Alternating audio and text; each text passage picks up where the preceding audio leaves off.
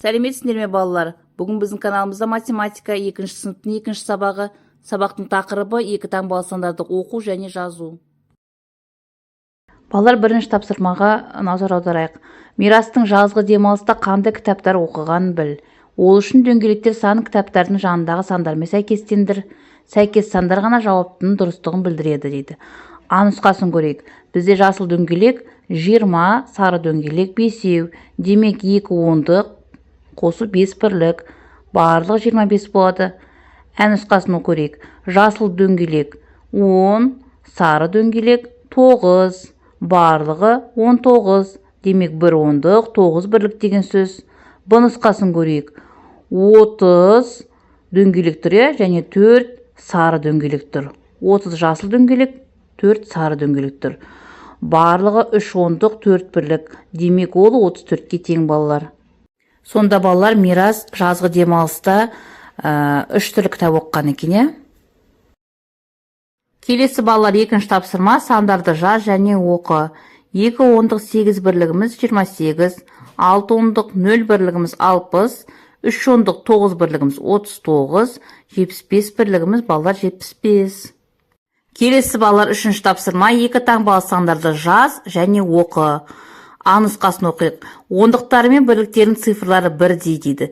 Яғни балалар бұнда 2 таңбалы сандарға 11, 22, 33, 44, 55, 66, 77, 88, 99 сандар жатады. Келесі ә пункті. Ондықтардың цифрлары бірдей 4-ке тең, ал бірліктерінің цифрлары әртүрлі дейді. Бұнда 2 таңбалы сандарға балалар 40, 41, 42, 43, 44, 45, 46, 47, 48, 49 сандары жатады. Келесі балалар 4-ші тапсырма А нұсқасы. Сандарды өз суретімен жаз. 0, 2, 5, 7, 14, 16, 18, 20. Және келесі ә нұсқасы. Мына сандардың арасындағы сандарды ата дейді. 15 пен 18-дің арасында балалар 16 мен 17 бар.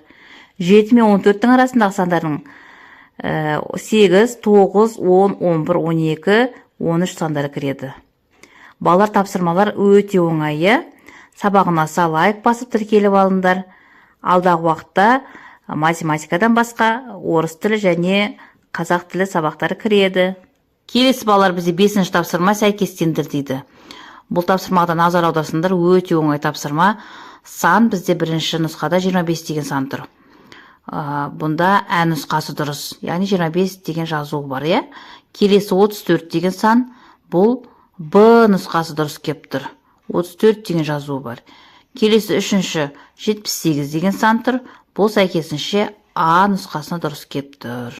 Келесі балалар 6-шы есептің А нұсқасын оқиық. 9 саны 6-дан неше бірлікке артық дейді. 9 азайту 6 тең 3, 9 саны 6-дан 3 бірлікке артық екен балалар. Ә нұсқасы 4 саны 8-ден неше бірлікке кем дейді бізге. 8-ден 4 азайтқанда 4 болады. 4 саны 8-ден 4 бірлікке кем болады балалар. Келесі 7-ші тапсырма балалар, есепті шығар. Анам дүкеннен 10 жұмыртқа сатып әкелді. Олардың 4-еуінен әпкем құймақ дайындады. Неше жұмыртқа қалды? Сатып әкелінді 10 жұмыртқа. Дайындады 4-еуінен, балалар 4-еуінен құймақ дайындапты. Қалған жұмыртқаны бізге білу керек. Ол белгісіз. Демек балалар біз оны 10-нан 4-ті азайтамыз. Жауабы 6 жұмыртқа қалды. Келесі балалар 8-ші тапсырма 9-ға дейін толықтыр дейді. Және төменде бізде сандар беріліпті. 7 қосамыз 2 тең 9. 6 қосамыз 3 тең 9. 5-ке 4 қосқанда 9, 4-ке 5 қосқанда 9, және 3-ке 6-ны қосқанда 9. Келесі 3-ке кеміт дейді, және бұнда төменде сандар берілген екен. 9 азайтамыз 3 тең 6, 13-тен 3 азайтқанда 10, 5-тен 3 азайтқанда 2, 17-тен 3 азайтқанда 14, 4-тен 3 азайтқанда 1. Соңғы 9-шы тапсырма балалар 2 таңбалы сандарды жаз және оқы дейді. А нұсқасын оқиық. Ондықтары бірге тең, ал бірліктері әртүрлі дейді. Ондай сандарға балалар бізде 10, 11, 12, 13, 14, 15, 16, 17, 18, 19 сандары жатады. Ә нұсқасын оқиық. Ондықтары әртүрлі, ал бірліктері бірдей. 5-ке тең, сандарды, екі таңбалы сандарды жаз дейді. Ондай сандарға біздер балалар 15, 25, 35, 45, 55, 65, 75, 85, 95 сандар жатады.